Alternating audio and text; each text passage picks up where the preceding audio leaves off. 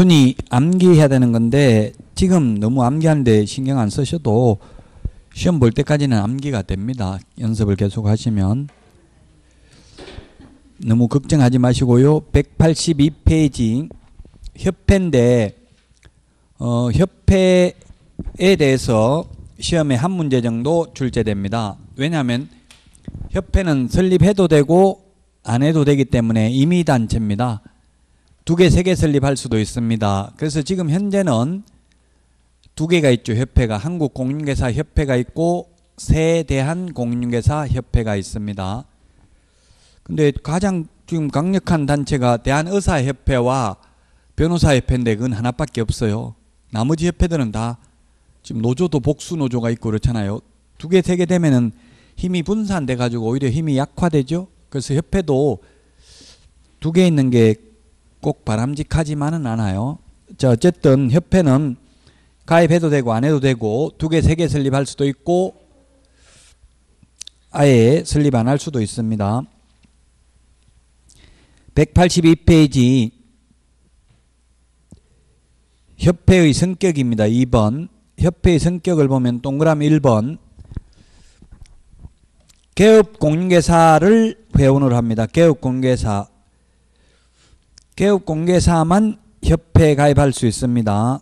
따라서 개업공인중개사가 아닌 단순히 자격만 취득한 공인중개사는 협회에 가입할 수 없습니다. 자, 그 다음에 동그라미 2번에 보면 협회는 국토교통부 장관 인가받아서 설립 등기함으로써 성립합니다. 설립 등기 시험에 인가받음으로써 성립한다. X로 출제됐습니다. 인가 플러스 등기해야 성립합니다. 법인은 전부 등기를 해야 됩니다. 자연인의 경우에는 태어나면 출생을 하면 등기 없이도 자연인이 되지만 법인은 법적으로 사람이기 때문에 반드시 등기를 해야만 법인이 되고 등기 안 된 법인을 우리는 비법인 사단 총류라고 합니다. 183페이지 맨 위에 동그라미 3번 협회 설립은 임의설립주의고 임의가입주의다. 단 개업공인중개사만 가입할 수 있다. 개업공인중개사가 아닌 단순히 자격만 취득한 공인중개사는 가입할 수 없다. 그리고 4번 협회 수의 숫자 제한이 없다. 복수주의 2개, 3개 설립할 수도 있고 협회 가입해도 되고 안 해도 되고 그 말입니다. 자, 184페이지 맨 위에 줄에 보면 개업공인중개사인 공인중개사는 밑줄 치시고요. 그렇다면 개업공인중개사가 아닌 단순히 자격만 취득한 공인중개사는 협회에 설립할 수 없다고 했죠. 그래서 개업공인중개사인 공인중개사는 맨 마지막에 협회 설립할 수 있다만 밑줄 치십시오. 공인중개사법에서 가장 안 중요한 부분이 공인중개사 제도와 이 협회가 되겠습니다. 내용은 많은데 시험에는 한 문제밖에 안 나오니까. 자, 그 다음에 2번 정관 작성입니다. 협회는 회원 300인 이상이 발기인이 되어 정관을 작성한 후 창립총회 의결을 거쳐야 되고 창립총회에는 전국적으로 600명 이상이 참석을 해야 되며 이 600명 중에는 서울특별시에서 100명 이상, 광역시 및 도에서 20명 이상이 참석을 해야 됩니다. 이 숫자가 시험에 출제가 되었습니다. 자, 그래서 첫 번째 발기인은 300명 이상입니다. 발기인은 300명 이상. 그 다음에 총회 참석 인원은 600명 이상이고요. 그 다음에 이 600명 중에는 서울특별시에서 100명 이상, 그 다음에 광역시 및 도에서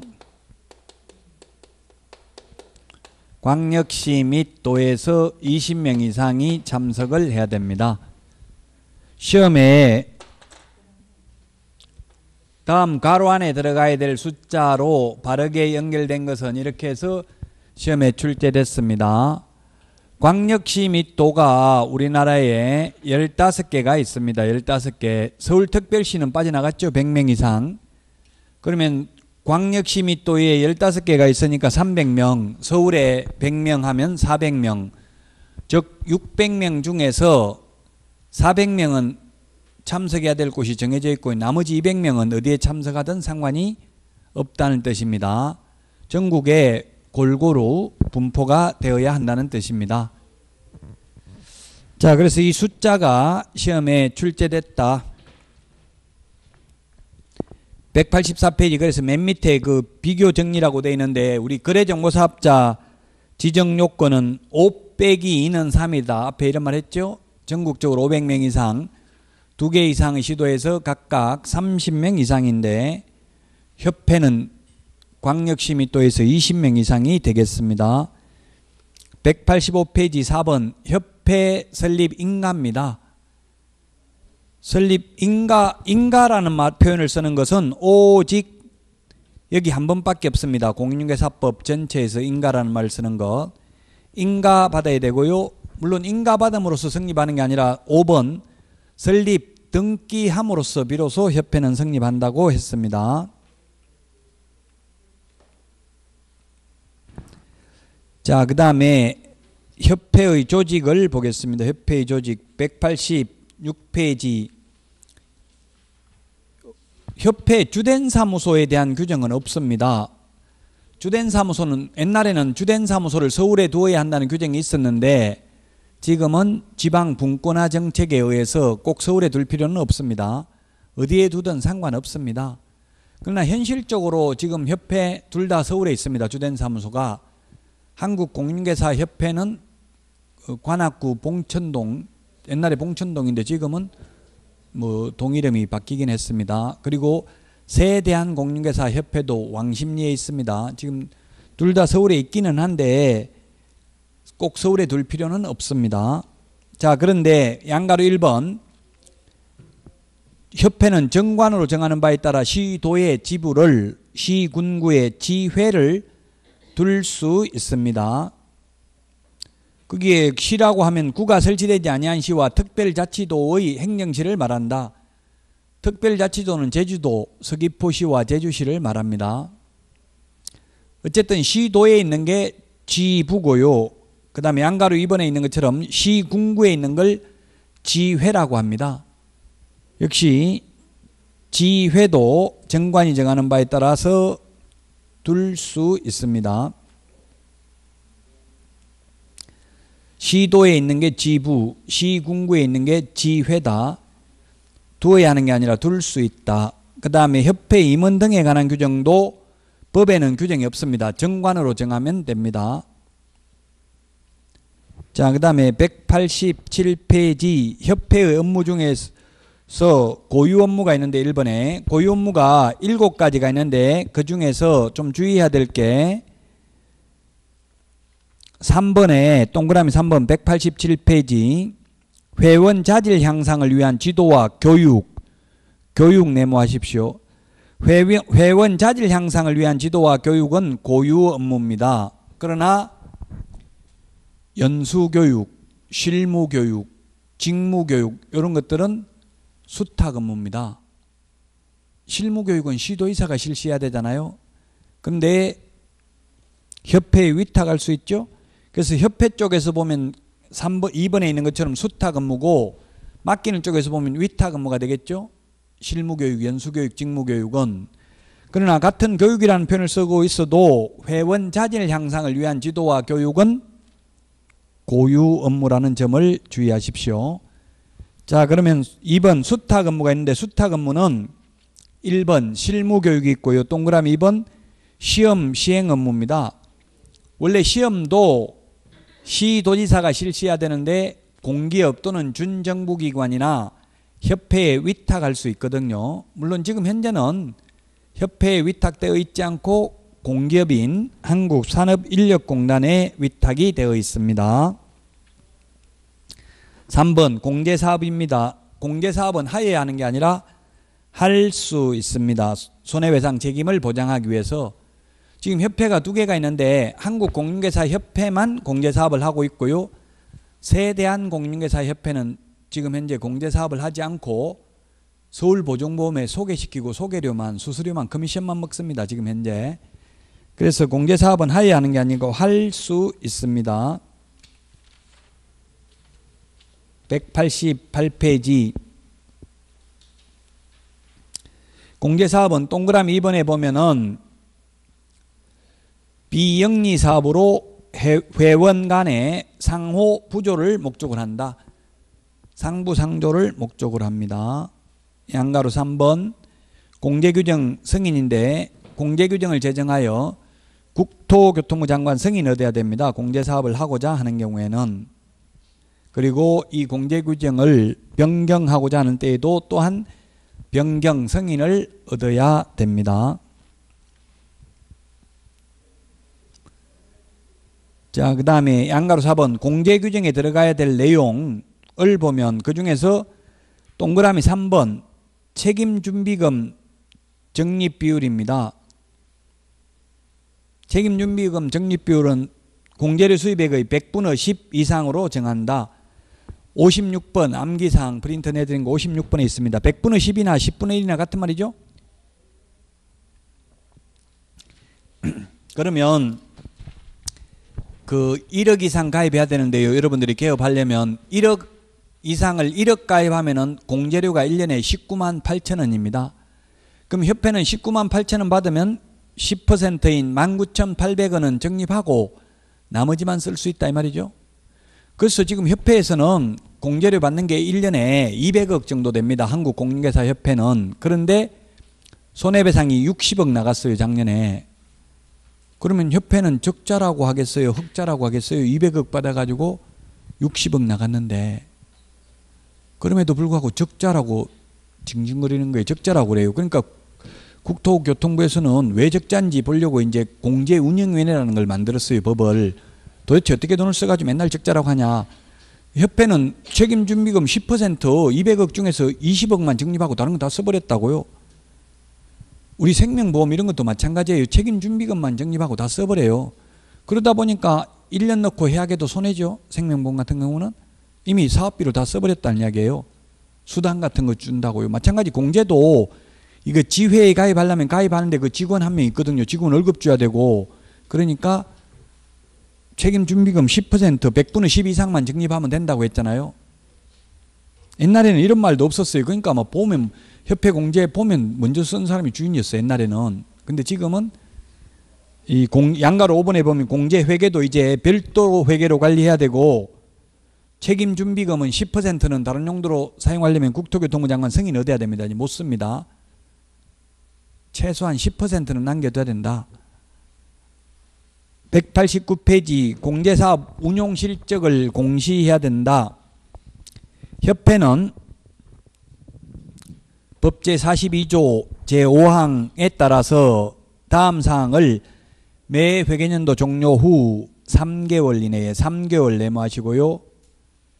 일간신문 또는 협회보에 공시하고 협회 인터넷 홈페이지에 게시해야 됩니다. 3개월입니다. 암기사항 43번에 동그라미 5번에 있습니다. 43번에 동그라미 5번에 암기사항 프린트 내드린 거 43번에 동그라미 5번에 보면 3개월이 있습니다. 옛날에 2개월에서 개정됐습니다. 3개월 이내에 암기사항 43번에 동그라미 5번에 있죠. 체크만 해두시고 가시면 됩니다. 암기사항 2장밖에 안 되잖아요. 많은 것 같아도. 아까 그 절대적 취소 뭐 업무정지 다 포함해서 2장밖에 안 돼요. 2장 1년 동안 암기하는데 2장 암기 못하겠어요? 예, 3개월입니다. 옛날에 2개월이었는데 3개월로 바뀌었다. 6번 공제사업 지도감독입니다.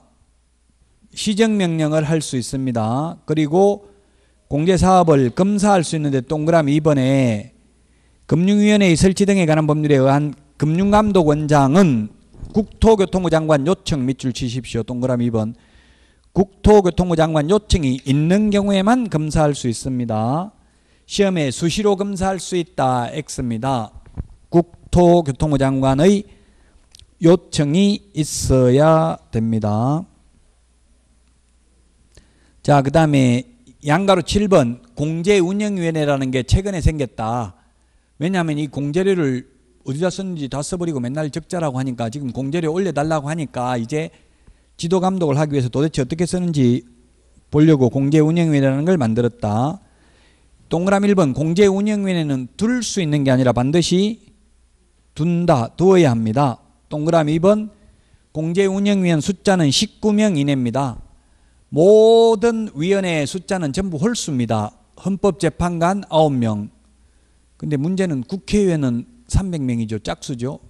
만약 짝수면 어떤 일이 생기겠어요? 150명 국회의원 중에서 어떤 걸 의결하는데 찬성 150명, 반대 150명 해버리면 아무 일도 못하죠.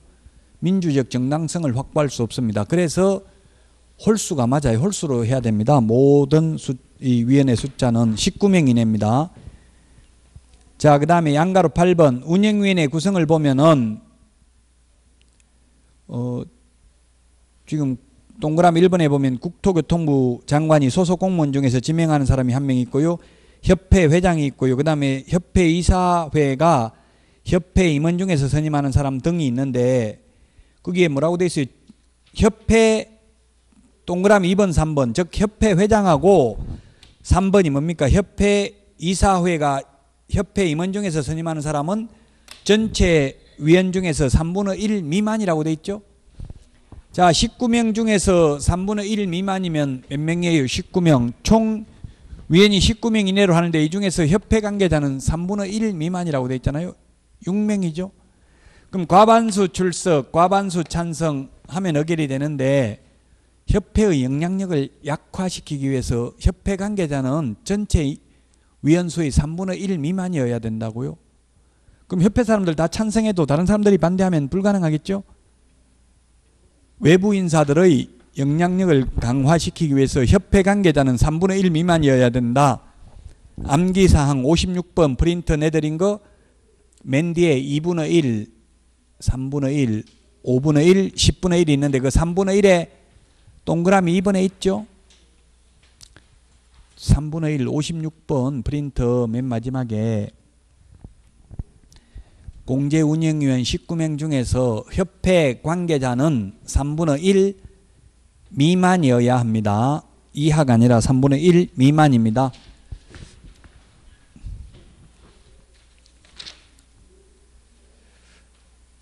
자, 그 다음에 190페이지입니다. 190페이지.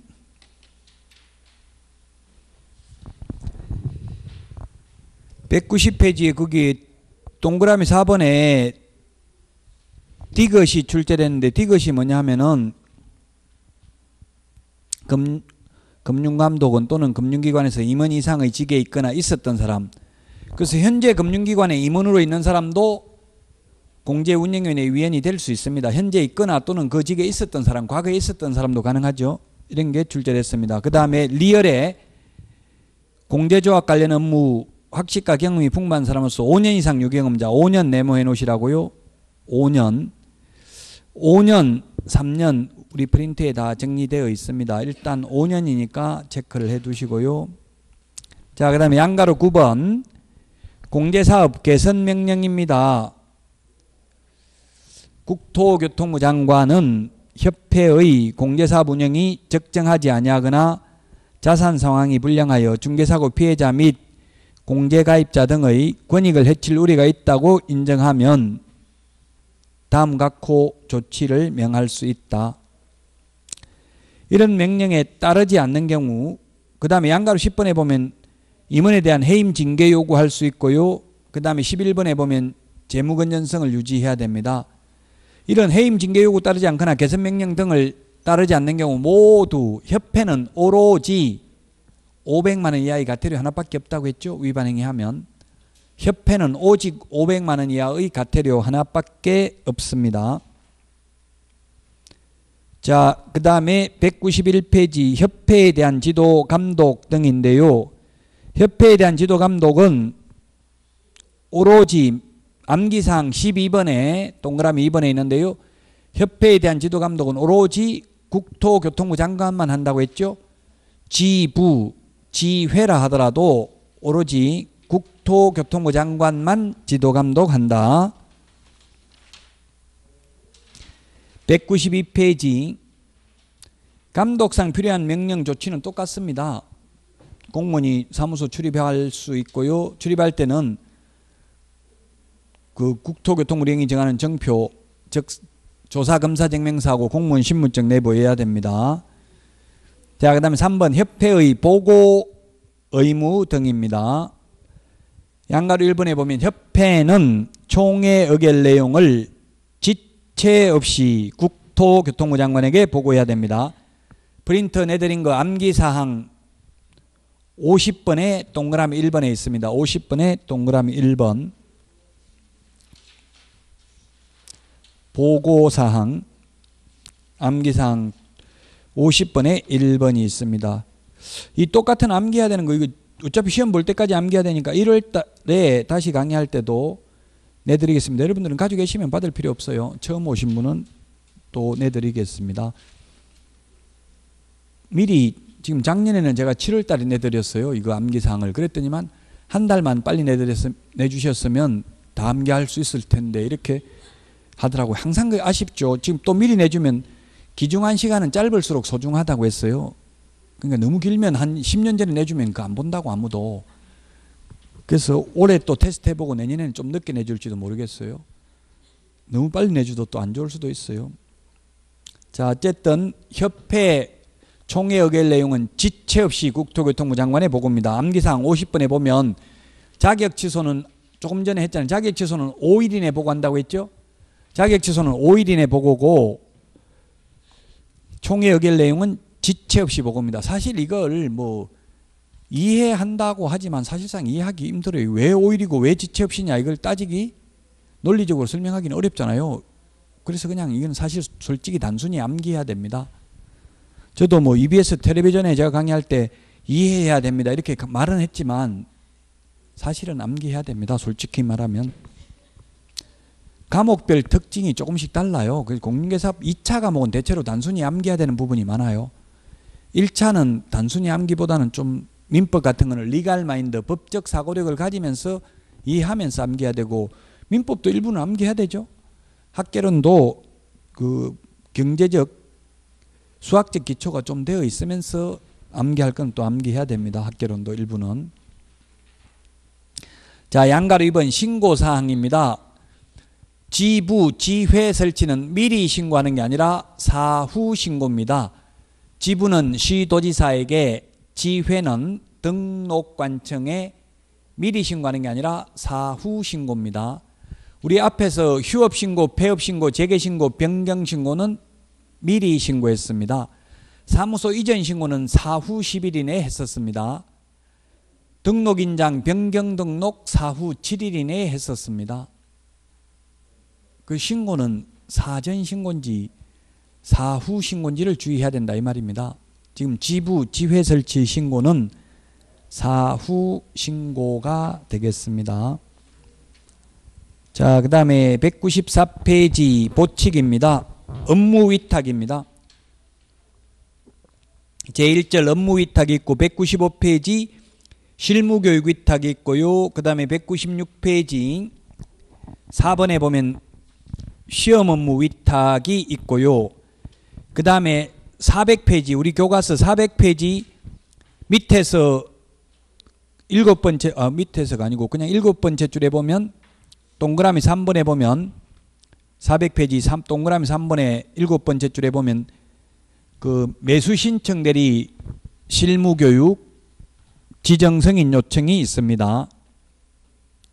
찾았어요? 400페이지 동그라미 3번 찾았나요? 400페이지 위에서 7번째 줄 동그라미 3번에 기역, 니은 두 군데 즉 대학 그 다음에 협회의 매수 신청 대리 이 두 명만 법원 행정처장에게 매수 신청 대리 실무교육 지정 승인 요청할 수 있어요. 400페이지 7번째 줄 밑줄만 치놓으세요. 다음에 또 할 거니까. 자, 그러면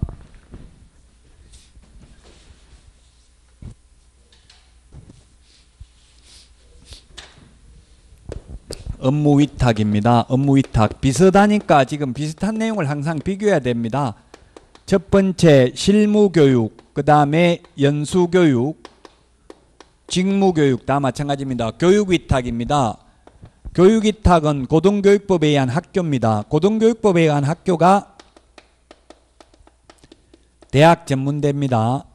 방송통신대학교, 한국방송통신대학교, 사이버대학교, 전문대학교, 전문대학, 대학교 다 포함됩니다. 고등교육법에 의한 학교니까. 그 다음에 협회에 위탁할 수 있고요. 그 다음에 세 번째 공기업 또는 준정부기관에 위탁할 수 있습니다. 그래서 실제 지금 다 위탁이 되어 있습니다. 주로 전국적으로 협회는 다 있고요. 대학은 수도권에는 건국대학교, 동국대학교, 서울벤처대학원 대학교, 그 다음에 광주대학교, 이게 대전에는 모군대학교가 위탁되어 있어요. 실무교육. 여러분들은 모군대학교 받으러 오시면 돼요. 예, 왜냐하면 모군대에서 받으면 총장 명의로 줘요. 수료증. 협회에서 받으면 회장 명의로 줘요.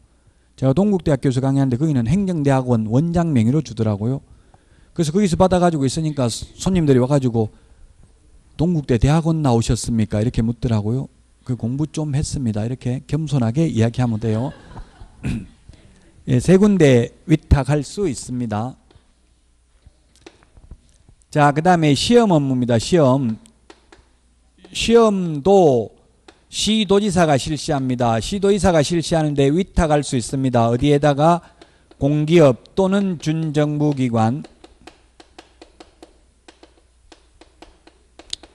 지금 현재는 산업인력공단 공기업에 위탁되어 있죠. 독립기념관 이런 게 준정부기관입니다. 그 다음에 협회에도 위탁할 수 있습니다. 협회에 위탁할 수 있다. 이 말은 대학 전문대학에는 위탁할 수 없다 이 말이에요. 대학은 시험 출제할 수 없다는 이야기예요. 대학에서 시험 업무를 하진 않는다는 이야기입니다. 실무교육, 연수교육은 대학 전문대학에도 위탁할 수 있는데 시험 업무는 대학에 위탁할 수 없다는 걸 주의하시고 400페이지에 보면 뭐가 있었어요? 매수 신청 대리 매수 신청 대리 400페이지 7번째 줄에 보면 동그라미 3번 매수 신청 대리 실무교육 위탁이라고 안 돼 있고 뭐라고 돼 있어요? 지정 승인 요청이라고 돼 있죠. 매수 신청 대리 실무교육 지정 승인 요청을 할 수 있는 곳은 부동산학과가 개설된 대학이나 전문대. 요즘은 전문대학이라고 쓰는 학교 있어요, 없어요? 있습니다. 경북전문대학교 추가요 인터넷에 있어요. 고등교육법에 의하면 이제 그 전문대학이라 쓸 수도 있고 대학이라고 쓸 수도 있습니다. 그 다음에 협회는 지정승인 요청할 수 있습니다. 매수신청 대리 실무교육.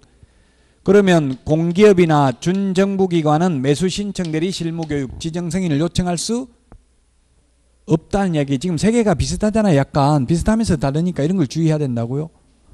실무교육, 직무교육 이건 세 군데 다 위탁할 수 있는데 시험 업무는 대학 전문대학에는 위탁할 수 없고 매수신청 대리 실무교육 지정승인 요청은 또 공기업 또는 준정부기관은 안 된다 이 말입니다.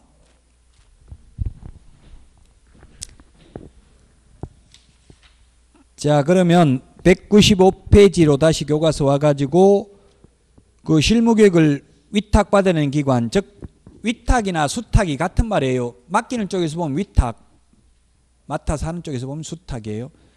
그 수탁기관의 기준을 보면 양가로 1번 강사 요건입니다. 동그라미 1번 박사학위 소지자, 동그라미 2번 전임 강사 2년 이상 유경험자, 동그라미 3번 석사 3년 이상 유경험자, 동그라미 4번 변호사 2년 이상 유경험자, 5번 7급 이상 공무원 6개월 이상 유경험자, 6번 공인중개사 등으로서 3년 이상 유경험자. 경력이 가장 짧아도 되는 건 뭐예요? 그러면 답은 박사학위 소유자는 경력 필요 없죠. 그 다음에는 공무원입니다. 7급 이상 공무원, 6개월 이상 유경험자입니다. 양가로 2번 196페이지. 강의실은 1개소 이상을 확보하되 면적이 50제곱미터 이상이어야 합니다. 실무 교육장 강의실 면적은 50제곱미터 이상이어야 하는데 중개사무소는 면적 제한이 없다는 점을 주의해야 됩니다. 중개사무소는 면적 제한 없죠? 자, 그 다음에 5번 관보에 고시를 해야 됩니다. 이런 업무를 위탁한 때에는 관보에 고시를 해야 된다.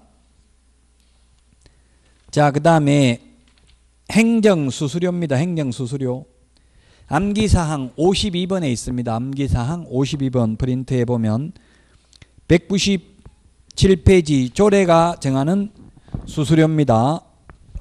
암기사항 52번에 있는데 수수료라는 표현을 쓰는 게 거기 암기사항 52번에 보니까 몇 개가 있어요? 19개 적어놨죠?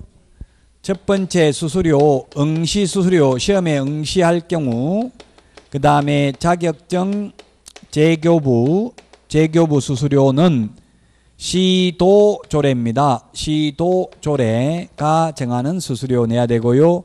그 다음에 세 번째 등록신청,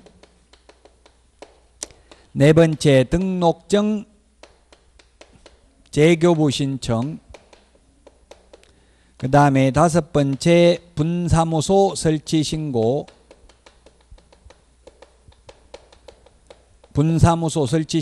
여섯 번째 분사무소 설치 신고 필정 재교부. 이 네 개는 시군구조례입니다. 시군구조례가 정하는 수수료를 내야 됩니다. 그런데 자격증을 처음에 교부할 때는 수수료 내지 않습니다. X 이 말은 수수료 내지 않는다는 뜻입니다. 여러분들이 학교 가면 자격증 공짜로 줘요. 분실해서 재교부 받으려면 수수료 내야 되죠. 처음 받을 때는 공짜로 받는다. 자, 그 다음에 국토부 장관이 시험을 시행하는 경우에는 국토교통부 장관이 결정 공고하는 수수료를 내야 됩니다. 그 다음에 시험을 위탁한 경우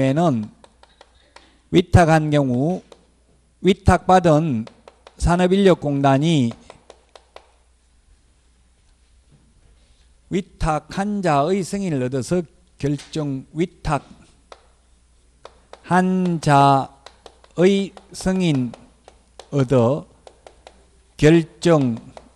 공고하는 수수료를 내야 됩니다. 위탁한 자가 누굽니까? 시험의 경우에는 시도의사입니다. 시도의사의 승인을 얻어서 산업인력공단이 위탁받았으니까 결정 공고하는 수수료 내야 됩니다. 여기까지가 197페이지까지 있는 내용입니다. 우리 암기사항 52번에는 19번까지 더 많이 적혀져 있죠? 다른 데 있는 내용까지 비교를 해 놓았습니다. 자, 그 다음에 199페이지 포상금 제도입니다. 포상금 제도도 시험에 한 문제 출제됩니다.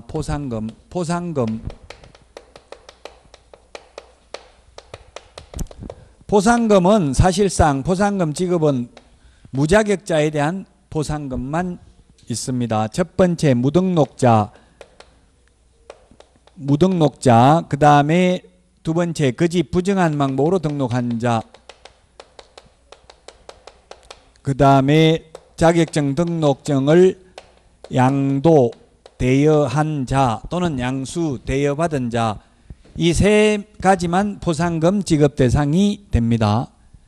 그러면 이 세 사람은 적발당한 사람은 무등록자와 부정한 방법으로 등록한 자는 3년 이하의 징역이나 3천만 원 이하의 벌금이고, 양도 대여한 자는 1년 이하의 징역이나 1,000만 원 이하의 벌금이고, 신고를 한 사람은 포상금 전부 다 신고를 한 사람의 포상금은 50만 원입니다. 50만 원. 50만 원입니다.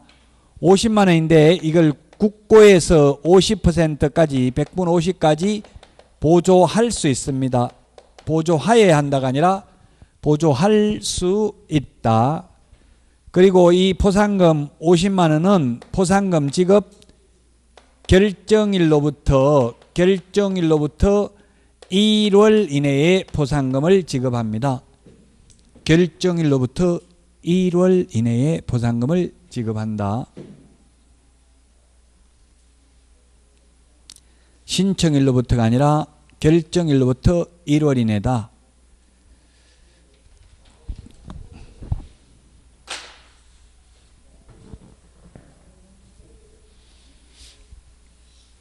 자, 그러면 우리 교과서를 보고 보충하도록 하겠습니다. 199페이지 포상금 지급 사유는 맨 밑에 양가로 1번에 있는데 등록관청은 다음 어느 하나에 해당하는 자를 등록관청이나 수사기관에 신고 또는 고발한 자에게 대통령령이 정하는 포상금을 지급할 수 있다. 지급하여야 한다가 아니라 할 수 있다라고 돼 있더라고요. 그래서 제가 등록관청에 전화해가지고 물어보니까 예산이 없습니다. 못 줍니다. 이러더라고요. 하여야 한다가 아니라 할 수 있다고 돼 있죠. 그냥 신고하려면 신고해라. 포상금은 못 주는데 이렇게 이야기하도록 한번 물어보세요. 여러분들도. 신고 또는 고발입니다. 신고는 등록관청에는 신고하고 수사기관에는 고발하겠죠. 고발은 제3자가 하는 게 고발, 피해 당사자가 하는 것을 고소라고 하죠. 자, 그게 동그라미 1, 2, 3번 칠판에 적어 놓은 대로입니다. 1번이 무등록, 등록하지 아니한 자. 전부 무자격자잖아요. 무자격자만 포상금 주고 예를 들면 금지행위, 투기조장, 중개보수 초과, 거짓된 은행 포상금 지급 대상 아닙니다.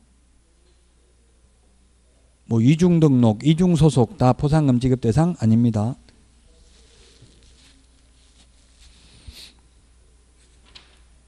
(200페이지) 양가로 2번 포상금 지급 내용 한 건에 50만 원이라고 했고요. 2번 100분 50, 즉 2분의 1, 50%는 국고에서 보조하여야 한다가 아니라 할 수 있다. 동그라미 3번 행정기관에 의해서 발각되기 전에 밑줄 치십시오. 발각된 후에는 포상금 안 줍니다. 발각되기 전에 신고 또는 고발한 자에 대해서 그 신고 또는 고발 사건에 대하여 검사가 공소제기 또는 기소유예 결정을 한 경우에 한하여 지급합니다. 공소제기 또는 기소유예 밑줄 치시고요. 따라서 무죄 선고 받으면 포상금 받을까요? 못 받을까요? 판사가 무죄 선고하면 포상금 받습니다. 무죄 선고. 공소제기라는 게 기소했다, 공소제기했다, 재판에 회부했다 같은 말이라고요. 재판에 회부를 하면 판사가 무죄 선고해도 포상금 받습니다. 기소유예는 아예 재판에 회부하지 않고 검사선에서 마무리 짓는 거죠. 그래도 포상금 받습니다. 그럼 포상금 못 받는 게 예를 들면 어떤 게 있냐면 못 받는 거 무혐의 결정 하나 김동선 삼남은 뭐라고 했어요? 불기소 처분. 불기소라고 했어요. 불기소라는 건 재판에 회부하지 않는다는 이야기. 왜 회부 안 했냐면 단순 폭행죄는 반의사 불벌죄이기 때문에 피해자가 처벌을 원하지 않습니다 하면 처벌 못 받잖아요. 김현장 변호사들 맞았는데 처벌을 원하지 않는다고 했어요. 왜 그래요? 손님들이니까 고객한테 맞았다고 만약에 고소하면은 다음에 손님 끊어버리겠죠. 이제 그게 안 오겠죠. 김현장 이용 안 하니까 큰 고객이잖아요. 그 대기업이. 그래서 처벌을 원하지 않는다 해가지고 때렸는데도 처벌 안 받습니다. 불기소 됐어요. 포상금 못 받아요. 불기소. 그 다음에 공소권 없음. 사망하면 공소권 없음 이렇게 나오고요. 그 다음에 기소 중지. 범인이 해외 도피하면 기소를 중지합니다. 그래도 포상금 못 받아요. 받는 것 기소유예, 공소제기, 판사가 무죄 선고, 그 다음에 선고유예 이런 거 다 포상금 받아요. 자, 그 다음에 동그라미 5번 포상금 지급 신청서를 제출받은 등록관청은 그 사건에 관한 수사기관의 처분 내용을 조회한 후 포상금의 지급을 결정하고 그 결정일로부터 1월 이내에 포상금을 지급해야 됩니다. 1월 메모하십시오. 1월. 자, 우리 프린터 1월이라는 표현이 어디 있습니까? 1월 45번. 45번에 동그라미 3번. 암기사항 45번에 동그라미 3번에 있습니다. 1월 이내에 포상금을 지급해야 됩니다. 자, 그 다음에 동그라미 6번. 동그라미 7번인데요. 동그라미 6번, 7번. 2인 이상이 온 경우하고 2건 이상이 접수된 경우. 만약에 포상금이 50만 원인데 10명이 같이 와버렸습니다. 그럼 각각 50만 원 주려면 500만 원 나가죠. 여러 사람이 동시에 오면 균분입니다. 균분. 균등하게 배분한다. 즉 10명이 오면 5만 원씩, 2명이 왔다면 25만 원씩 준다고요. 근데 2명이 와가지고 한 명은 40만 원 받고 한 명은 10만 원 받겠다고 하면 그대로 줍니다. 어차피 총액은 50만 원이니까 각각 지급하는 게 아니고, 우리 앞에서 중개보수는 각각이라고 했죠. 중개보수는 각각인데 포상금은 균분입니다. 균등하게 배분하는 게 원칙입니다. 그 다음에 여러 건수가 접수됐다. 2건 이상이 접수됐다. 어제도 접수하고 오늘도 접수하고 내일도 접수하면 맨 먼저 접수한 건수만 하나 주고요. 뒤에 접수한 건 안 준다고요. 계속 준다고 하면 이미 포상금 받아가는 걸 또 신고할 수도 있겠죠. 그래서 여러 건수가 접수되었을 때에는 최초로 신고한 건수만 포상금을 지급합니다.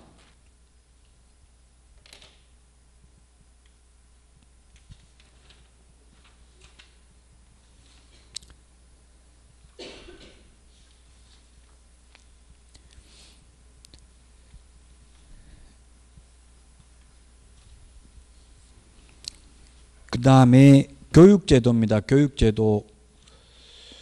교육제도도 한 문제 시험에 출제 되는데 암기사항에 정리되어 있는 게 206페이지에도 우리 교과서에도 정리되어 있고요. 제가 내드린 암기사항 53번에도 정리되어 있습니다. 53번 내용이 교과서, 지금 우리 교과서 206페이지에 있습니다. 교육이 박스에 보면 5가지 교육이 있어요. 5가지. 5가지 교육이 있는데 이걸 비교해야 돼요. 자, 실시권자를 보면은 연수교육, 실무교육은 시도지사고요. 자, 그러면 시험에 다음 중 시도지사가 교육을 실시할 수 없는 것은 하면 5개 중에서 답은 거기 경매실무교육. 경매실무교육이 바로 뭐냐면 매수신청들이 실무교육입니다. 지금 교과서 206페이지 표 보고 있습니다. 오늘 여기까지만 합니다. 교육제도까지만 하고 이제 내년에 1월 달부터는 처음부터 끝까지 진도 나갑니다. 1, 2월에 처음부터 끝까지 다 나가니까요. 크게 걱정하지 마시고 수업만 빠지지 않고 듣고 조금만 암기사항 암기하고 하면 충분히 고득점이 가능합니다. 중개사법도 전혀 공부 안 하면 점수 안 나와요. 이게 말장난이 심하기 때문에 정확하게 알든지 아예 모르든지 둘 중에 하나 해야 돼요. 대충 알면 대충 답만 다 피해갑니다. 자, 그래서 시도의사가 실시할 수 없는 건 매수신청 대리 실무교육, 즉 경매 실무교육이고요. 자, 교육 대상자를 보면은 연수교육은 개업공개사와 소속공개사고요.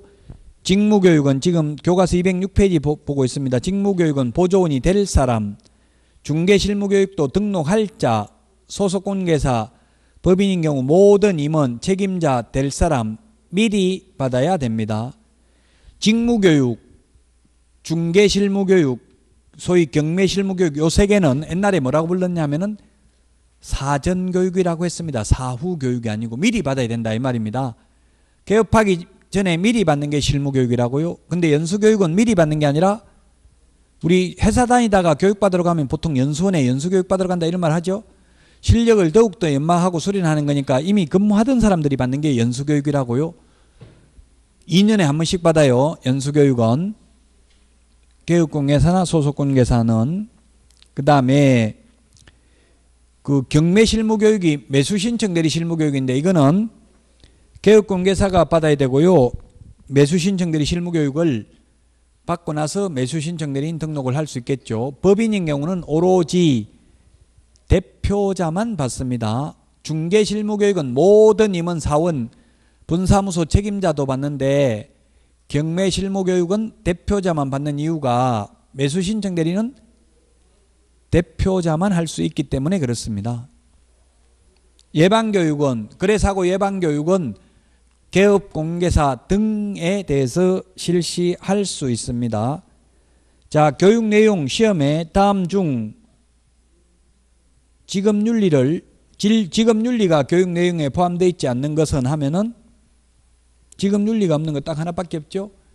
거래사고 예방교육 하나밖에 없잖아요. 거래사고 예방교육. 거래사고 예방교육은 직업윤리가 교육 내용에 포함되어 있지 않습니다. 207페이지 메뉴에 보면 교육시간 가장 짧은 것부터 보면은 직무교육은 3시간 이상 4시간 이하입니다. 보조원 될 사람 받는 것. 그 다음에 연수교육은 12시간 이상 16시간 이하입니다. 그러면 현실적으로 이거 어떻게 하겠어요? 교육 12시간 이상 16시간 이하면 12시간 할까요? 아니면 16시간 할까요? 실무 현실적으로는 최고 짧은 거예요. 12시간만 해요. 그래서 연수교육은 이틀만 받으면 돼요. 제가 연수교육 6시간 하루 종일 해봤어요. 6시간 하고 하루는 10시간 하고 하루는 인터넷으로 들을 수 있어요. 온라인으로 들을 수 있어요. 실제로 하루만 들으면 돼요. 연수교육은. 그럼 실무교육은 28시간 이상 32시간 이하니까 4일을 들어야 되는데 하루는 인터넷으로 가능해요. 그럼 3일만 들으면 돼요. 지금 현실적으로 보니까 제가 며칠 전에도 실무교육 했는데 하루에 7시간 하더라고요. 그래서 4, 7, 28, 4일 하면 28시간 되죠. 어떻게 7시간 하냐면 오전에 9시 반부터 1시까지 2시부터 또 이렇게 저는 오전에만 해가지고 9시 반부터 1시까지 이렇게 하더라고요. 최고 짧게 합니다. 28시간 이상 32시간 이하. 그 다음에 매수신청대리 실무교육은 32시간 이상 44시간 이하고요. 거래사고 예방교육만 시간이 정해져 있지 않습니다. 거래사고 예방교육은 시간이 정해져 있지 않습니다. 자, 그 다음에 교육 안 받으면 처벌받는 것은 오로지 연수교육밖에 없어요. 처벌받는 건 연수교육 하나만 500만 원 이하의 과태료다. 나머지는 처벌은 안 하지만 교육을 안 받으면 개업을 못하고 취직을 못하는 거예요. 그리고 거래사고 예방교육은 안 받으면 처벌 규정이 없는데 거래사고 예방교육은 어떻게 하냐면은 등록관청이 협회 지회에다 통보해요. 거래사고 예방교육 안 받는데 위주로 단속 나가겠다 이렇게 하고 교육을 하기 때문에 처벌 규정은 없어도 와서 잘 받더라고요. 처벌 규정 없다고 하면 아무도 안 올 수도 있잖아요. 예방교육. 그래서 이 교육 안 받는데 교육 오면 반드시 사인해라. 교재 받아가지고 하고 사인 안 돼 있는 중개사무소 위주로 단속 나가겠다. 만약 나갈 일이 있으면 이렇게 하니까 안 받을 수가 없죠. 행정 지도를 하니까. 어쨌든 처벌받는 거는 연수교육 하나밖에 없다. 그리고 연수교육만 교육 대상자에게 2개월 전까지 통지해 줍니다. 2개월 전까지 통지해 줍니다. 나머지는 실무교육 같은 경우는 통지 없어요. 개업하고 싶은 사람 알아서 찾아서 들으면 돼요. 인터넷에 한국공인중개사협회 홈페이지에 들어가 보면 교육하는 거 다 나와 있죠. 자기가 알아서 개업하고 싶으면 찾아서 들으면 된다고요. 뭐 건국대학교나 동국대학교, 모군대학교 들어가서 보면은 다 나와 있어요. 언제 교육한다. 그래서 개업하고 싶은 사람들이 알아서 찾아서 들어야 된다. 통지 안 해준다고. 연수교육, 실무교육 언제 하니까 들으라 이런 말 안 한다고요. 연수교육은 해줍니다. 2개월 전까지. 왜? 처벌받으니까. 이건 안 받으면 처벌받잖아요. 이미 하고 있는 사람들이니까. 자, 그래서 교육제도까지 했습니다. 이제 뭐 208페이지부터 못했는데요. 내년에 찾아뵙고 이제 내년에는 처음부터 다시 하도록 하겠습니다. 내년에 1월 달에 뵙고 올해 강의는 여기서 모두 마치도록 하겠습니다. 수고하셨습니다.